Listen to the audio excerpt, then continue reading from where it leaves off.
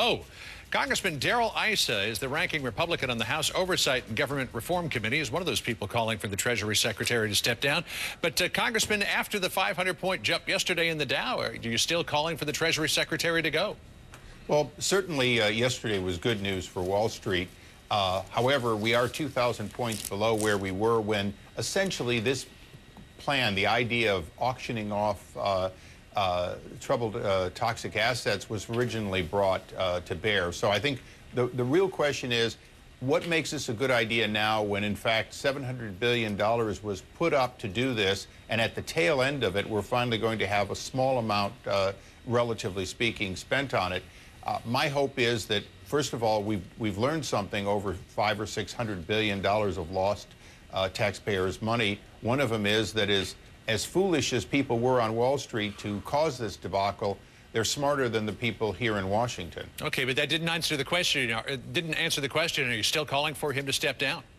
What I said all along was that when Connie Mack called for him to step down, I think the president should seriously consider whether or not this is somebody he can have confidence in when he knew or should have known for a year about the AIG and what was going to be paid at each of these increments. That's really what it's all about. That hasn't changed, that he shows outrage over something he clearly knew about and allowed to happen, and gets Congress to move unconstitutionally sort of because of this public outrage. Right, so I don't mean to sound like a broken record here, Congressman, but does that mean you still want him to step down? I still don't have confidence that he's smarter than the market or that our money is being well spent. And I think the president has to ask, why are we going to spend $100+ billion in one tranche to find out whether or not we can price assets in a way that is reasonable for the banks releasing them, but also reasonable for the American people guaranteeing them. Okay, so you say that he should have known about the bonuses at AIG, but Democrats are also saying, well, why didn't you say something about it? Because on December the 16th, Elijah Cummings sent a letter to you as well, to the chairman of the House Financial Services Committee, saying, I'd like you to look into these retention bonuses that AIG is considering paying out, and you didn't say anything back then. Well, actually, it's just the opposite. I said all along and put letters out. You only looked at half of Cummings' story. His outrage. No, I looked at the whole thing, and you did say that you sent a letter to the chairman of the committee, but I didn't hear you say anything about it publicly. John, I can only call for committee hearings. I can only ask for these letters to be sent out. Ultimately, as you know, what happened was the letter that I sent to the chairman, they sat on it for a week, and then they mailed it out by cutting and pasting my very words calling for this. So I have been calling for this, but let's go back a little further.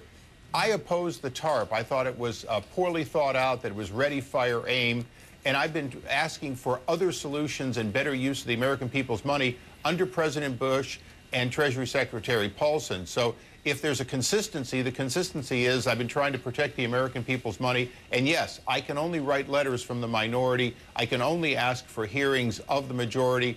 And the amazing thing is Elijah Cummings sends a letter to Towns and Issa. Issa responds by asking Towns to do it, essentially piling on, and Towns doesn't do it. So who is it that's to blame?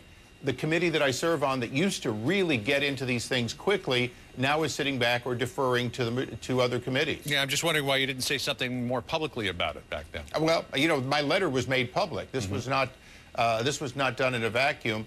And I've been consistently trying to get the oversight. But let's also remember that at some point, those retention bonuses may have been excessive and maybe should have gone in all or part, but there never was a review during the process. If you want to keep people at their jobs, you can't tell them you're going to give them something, and then after they've earned it and been paid it, tell them that they shouldn't have it.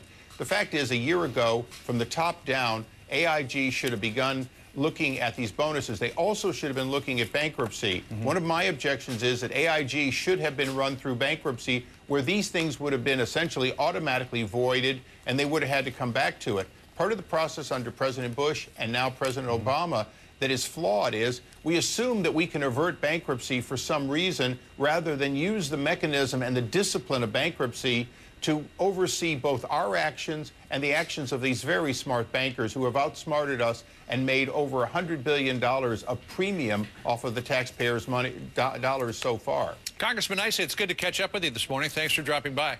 Thank you. All right, appreciate it. And be sure to stick with CNN for tonight's presidential press conference. Full coverage kicks off at 7:45 Eastern.